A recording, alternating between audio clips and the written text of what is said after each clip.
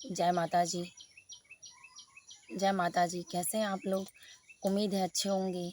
मैं अभी मायके में ही हूँ और पीछे का मौसम बहुत अच्छा है, इसीलिए मैंने वीडियो पीछे से ही बनाना ज़्यादा स्टार्ट किया क्योंकि पीछे जो घर के पीछे है, वो इतना अच्छा हरा-भरा पेड़-पौधे होते हैं, जिसका माहौल भी देखने में अच्छा लगता है। इसीलिए घर के पीछे ही हम लोग रहते हैं बाग-बगीचे में।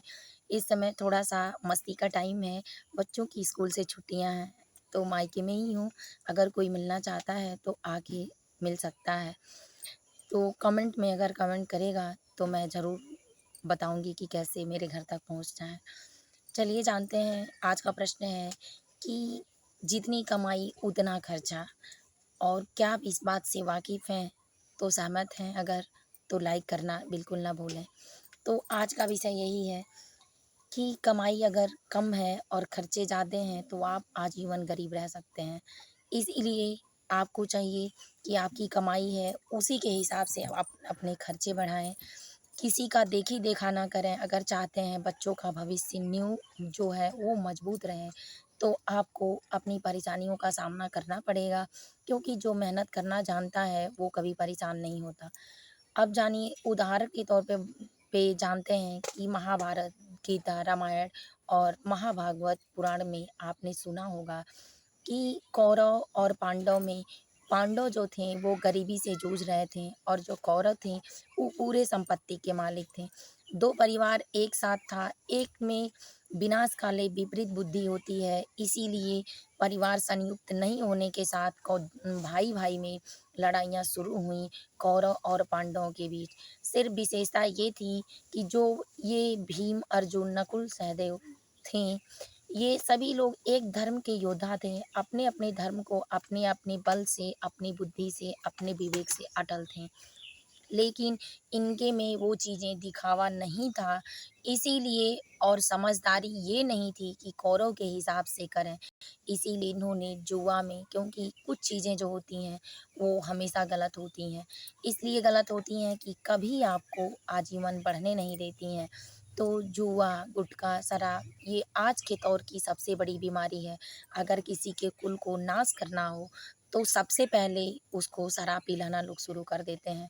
उसकी आदतें किसी के ख़ानदान का नाश करना हो तो उसके बच्चों को अपने पथ से लोग भटकाते हैं, हमेशा दुर्बुद्धि वाला ज्ञान देते हैं, आगे रखते हैं। इसीलिए चाहिए कि आप अपने खर्च के साथ अपने बच्चों को अपने पास रखें, अपनी पद्धति में ढालने की कोशिश करें। तो इस तरह से लोग कौरव जुआ खेलने में सब कुछ पूरे धन-दौलत को हारने के बाद माता द्रौपदी को भी लोग हार गए। सिर्फ़ इसके कारण कि उनकी जो लत थी वो गलत थी।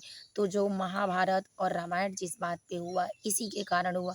एक स्त्री के कारण नहीं, आदतों के कारण हुआ, जिसको स्त्री का नाम तो दिया गया, लेकिन आदतों के कारण हुआ। इसलिए कि कौरव और पांडवों में सबसे सही पांडव ही थे। गलती पांडवों की नहीं कौरवों की थी। जो बेईमानी थी, जो सत्ताधारी पक्ष था वो कौरवों का था। जो ठिकाना लेने का था और सारी बस्तियों को हड़प करने का था, वो कौरवों का था।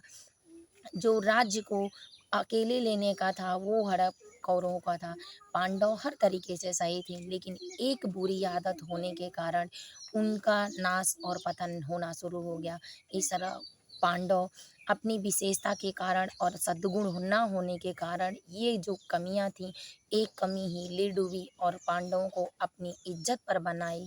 इससे भगवान तो सच का साथ दिए ही, लेकिन परेशानियाँ अपने कर्मों के कारण कोई और नहीं, पांडव ही भुगते क्योंकि जिसके घर की माँ-बहनें होती हैं और इज़्ज़त नहीं होती है, जिसके घर की मिट्टी की इज़्ज़त नहीं होती है, वो कभी सुखी नहीं रहता है। इसीलिए सुखी संसार का अगर प्यार पाना है, तो बुरी आदतों को छोड़ना होगा। आप गरीब हैं, वो चलेगा, लेकिन अगर आप लाचार हैं, वो चलेगा। आपके पास संपत्ति नहीं है, वो चलेगा। आपके पास विपदा है, वो भी चल जाएगा क्योंकि समय के हिसाब से सारी चीज़ें कट जाती हैं। लेकिन अगर आपके पास गलत आदतें हैं या आपके पास बच्चों के पास गलत आदतें हैं तो आजीवन कोई और नहीं सुधार कर पाएगा।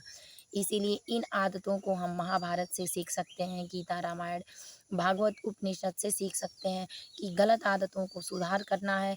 और इसी माध्यम से अगर आप गलत आदतों के कारण ही अपने गरीबी से निकल नहीं पाते हैं, क्योंकि कहीं न कहीं ये माध्यम है कि आपकी गरीबी, अगर एक दिन में आप ₹100 कमाते हैं और पूरे 100 का खर्च कर लेते हैं, तो आप आजीवन गरीब रहेंगे और निश्चित है कि आप ही नहीं, आपके बच्चे भी गरीब रहेंगे। इसीलिए अपने खर्च को घटाएँ, जितना हो उतने में 3 हिस्सा करें।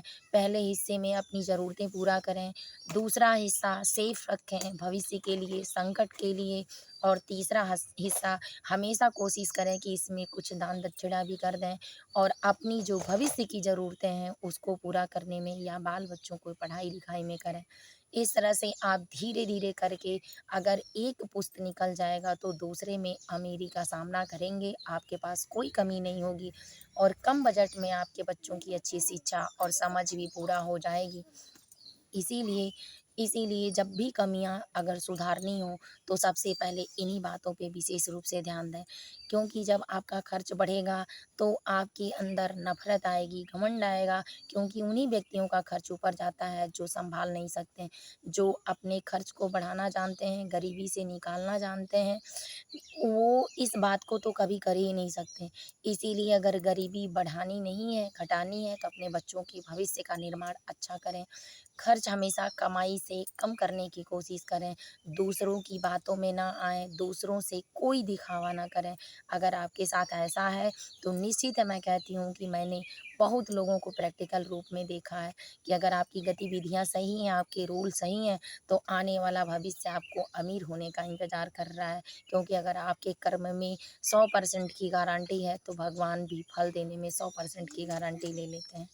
अगर अच्छा लगा हो तो वीडियो को लाइक कर लें, चैनल को सब्सक्राइब कर लें, शेयर करना ना भूलें, क्योंकि हर किसी का भला होना ही हमारा फर्ज़ है। जय माता जी, हर हर महादेव।